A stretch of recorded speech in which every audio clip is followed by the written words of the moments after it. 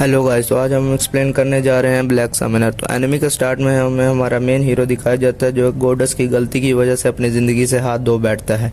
तो गोडस अपनी गलती सुधारने के लिए उसे एक फैंटेसी वर्ल्ड में रिकारनेट करने का ऑफर देती है, जिसे वो एक्सेप्ट कर लेता है और अपनी पुरानी ज़िंदगी की यादों के बदले उस फैंटेसी वर्ल्ड की रेयरस्ट स्किल्स ले लेता है। फिर हमारा हीरो एक जंगल में उठता है और वो बहुत हैरान होता है कि वो कहाँ है और ये कौन सी जगह है, क्योंकि वो अपनी यादों के बदले स्किल्स ले चुका होता है तो उसे कुछ ही याद नहीं रहता। फिर उसके सामने एक मैनुअल ओपन होता है जिस पर लिखा होता है वेलकम टू अनदर वर्ल्ड। फिर उसके मैनुअल में से एक लड़की की आवाज़ आती है जो कहती है वेलकम माय लॉर्ड। फिर वो उसे उसकी रिकारनेशन के बारे में बताती है और कहती है कि आपने अपनी मेमोरीज के बदले जो स्किल्स मांगी थी वो आपको दे दी जा चुकी हैं। और फिर वो उसे उसके स्टैट्स दिखाती है और बताती है कि उसने समनर वाली स्किल चूज़ की है।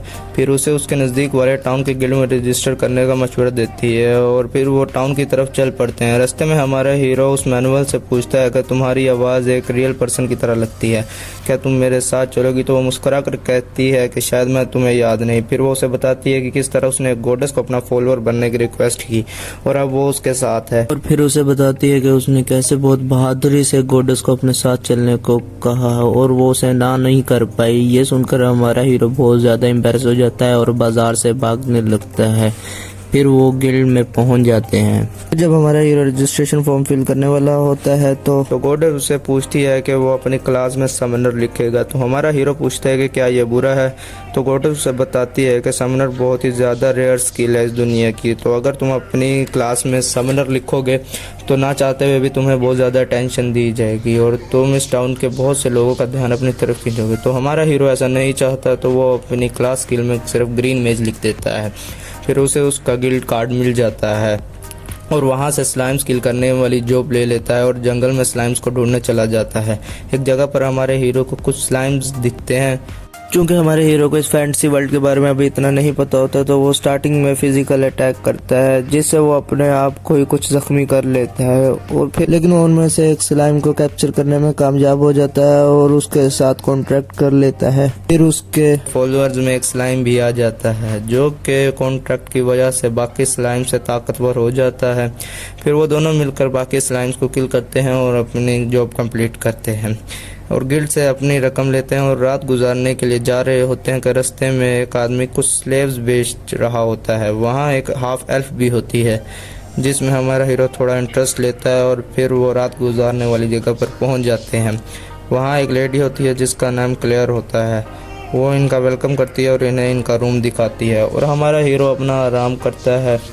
अगली सुबह हम देखते हैं कि हमारा हीरो दोबारा न्यू जॉब लेने के लिए गिल्ड जाता है और वहाँ गोडेस उसे कहती है कि तुम लोगों की अटेंशन नहीं चाहते थे, लेकिन देखो तुमने क्या किया।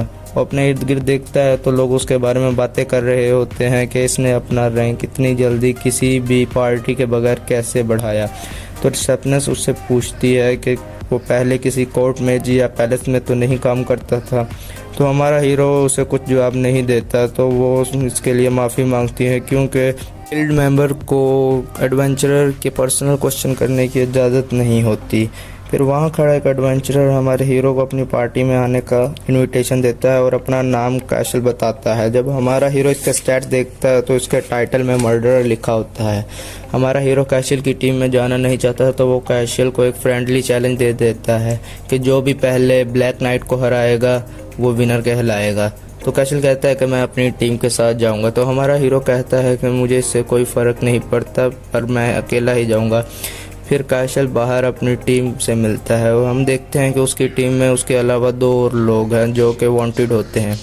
फिर वो अपने एक आदमी से पूछता है कि तुमने क्या इन्फॉर्मेशन इकट्ठी की। तो वो कहता है कि बॉस वो रुकी ताकतवर है, मेरी अप्रेजिंग आई रैंक सी पर है, लेकिन मैं उसके बारे में कोई भी इन्फॉर्मेशन नहीं ले पाया। इसका मतलब वो कम से कम रैंक सी पर मुझसे ऊपर है। तो कैशल कहता है कि क्या बात है, इधर मैं सोच रहा था कि वो सिर्फ एक इडियट है जो शो ऑफ कर रहा है, लेकिन मैं जानना चाहता हूँ कि वो क्या छुपा रहा है। तो इसकी टीम का दूसरा आदमी कहता है कि मुझे इससे कोई फ़र्क नहीं पड़ता, मैं उसे 2 टुकड़ों में काट दूंगा जैसे पिछले वाले को काटा था। तो कैशल कहता है कि नहीं, उसने हमें फ्रेंडली चैलेंज दिया है तो हमें इसकी रिस्पेक्ट करनी चाहिए। फिर वो ब्लैक नाइट के किले पर जाते हैं। जब वो अंदर दाखिल होते हैं तो वो देखते हैं कि उनसे पहले किसी ने अनडेड आर्मी को ख़त्म कर दिया होता है। तो कैशल बड़े हैरानी से पूछता है कि ये किसने किया। तो हमारा हीरो वहीं साइड पर खड़ा होता है और कहता है कि ऑफ कोर्स मेरे अलावा कौन कर सकता है। तो कैशल ये देखकर बहुत हैरान होता है कि एक ग्रीन में इतनी तबाही कैसे ला सकता है।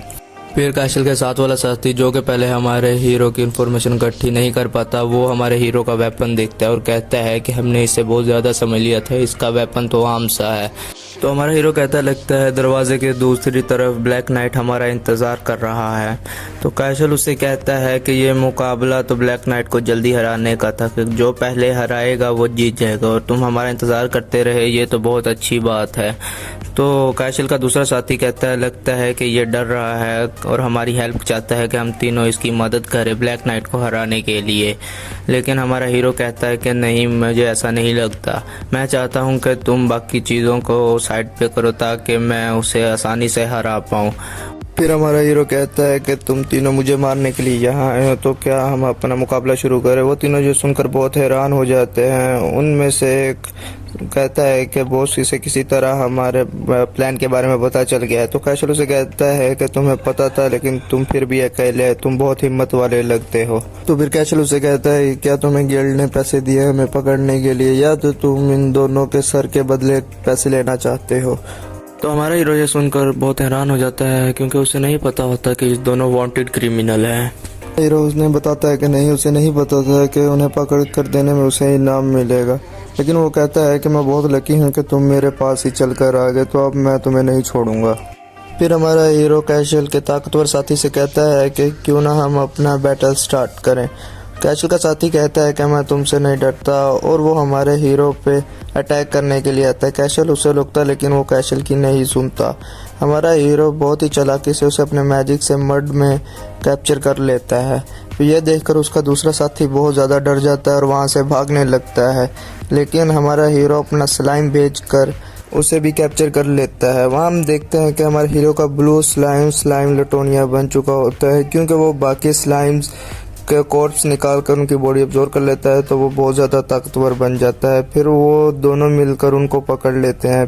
फिर हमारा हीरो रूम में एंटर होता है। वहाँ सामने ही ब्लैक नाइट खड़ा होता है। जब हमारा हीरो उसके स्टैट्स देखता है तो उसके स्टैट्स हमारे स्लाइम से भी ज़्यादा होते हैं। फिर वो दोनों बैठकर बातें करते हैं। वहाँ में दिखाया जाता है कि ब्लैक नाइट सिर्फ किसी के साथ मिलकर आराम से बातें करना चाहता है। फिर हमारा हीरो उसे अपनी पार्टी में आने का इनविटेशन देता है, तो वो रिजेक्ट कर देता है क्योंकि वो कहता है कि अगर तुम मेरे मास्टर बनने के लायक हो फिर मैं तुम्हारे साथ जाऊंगा। फिर वो दोनों एक बहुत ही शानदार बैटल करते हैं जिससे हमारा हीरो जीत जाता है और वो ब्लैक नाइट के आर्मर के एक टुकड़े को ले जाकर गिल्ड में जमा करवा देता है। और फिर गिल्ड में सब लोग बहुत खुश होते हैं क्योंकि एक रूकी ने ब्लैक नाइट को हराया जिसको अभी तक कोई नहीं हरा पाया, और उसने वो गैंग भी पकड़वाया, तो उसने सबको परेशान किया हुआ था।